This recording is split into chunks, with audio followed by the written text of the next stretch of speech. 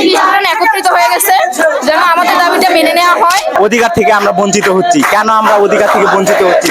তাহলে আমাদের এই ডিপ্লোমা করে কি লাভ?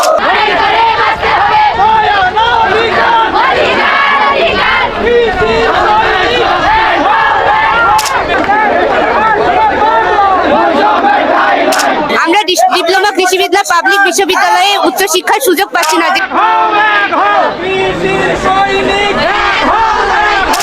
আমরা 18টা এটিআই একযোগে আমাদের দাবিগুলো আমরা জানাইছি। আমরা রংপুরের মাটি থেকে বলতে চাই, আমরা আর কোনো বৈষম্য চাই না।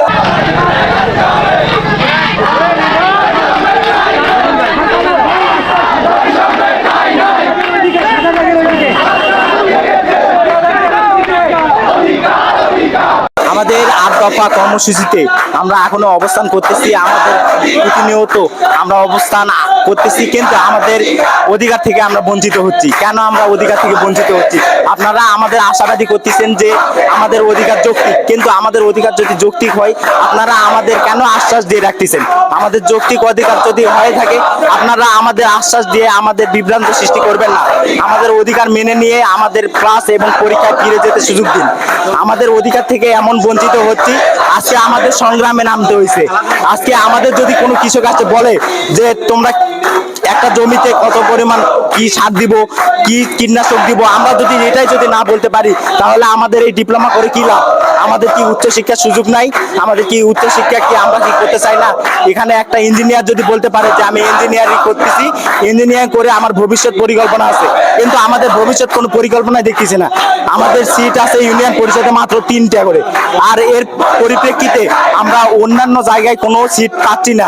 আমাদের জন্য একটা বিশ্ববিদ্যালয় সংযুক্ত করতে হবে শুধু ডিপ্লোমা কৃষিবিদ্যার জন্য।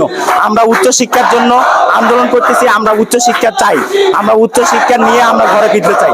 আমাদের 8 দফা কর্মসূচি নিয়ে আজকে আমরা অবস্থান করছি, এবং আমাদের 8 দফা কর্মসূচিতে যদি আমরা অধিকার না আদায় করতে পারি তাহলে আমরা ক্লাস এবং পরীক্ষা বর্জন করব, ক্লাস এবং পরীক্ষায় উপস্থিত হতে পারবো না। হ্যাঁ, পুরা বাংলাদেশে 18টা এটিআই একত্রিত হয়েছে এই অধিকার আদায়ের জন্য। আমরাও রংপুর এটিআই থেকে বলতেছি, আমাদের রংপুর এটিআই আন্দোলন চলমান রয়েছে।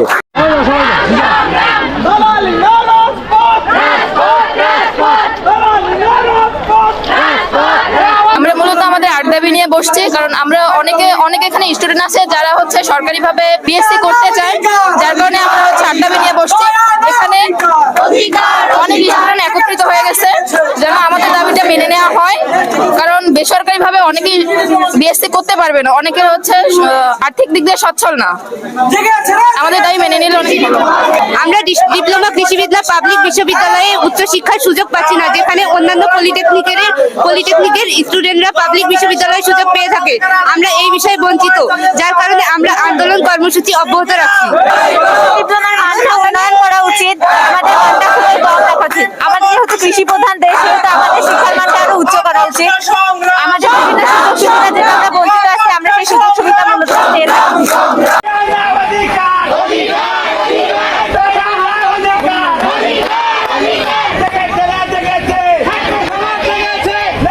আমরা ডিপ্লোমা কৃষিবিদ্যা সব থেকে বেশি অবহেলিত এবং বৈষম্যের শিকার।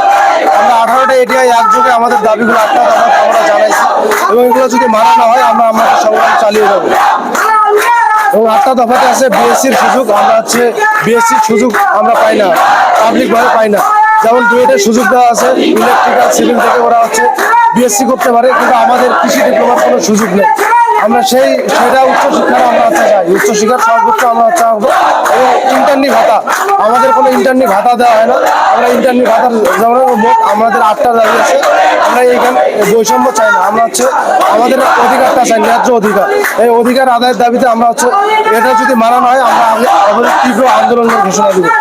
আমরা 18টা এটিআই একযোগে আন্দোলন চলতেছে, এবং কেন্দ্র থেকে যেটা আসবে আমরা রংপুরে এটা আমরা প্রতিফলন করবো। এই রংপুরে থেকে বৈষম্য নিরুদ্দেশ হয়েছে, এবং রংপুরে আবার আমাদের হচ্ছে বৈষম্য স্বীকার করতে হচ্ছে। আমরা রংপুরের মাটি থেকে বলতে চাই, আমরা আর কোনো বৈষম্য চাই না। আমাদের ন্যায্য অধিকার আমাদের দিতে হবে। বাঁচতে হলে লড়তে হবে, আমার সোনার বাংলায় কৃষির সৈনিক।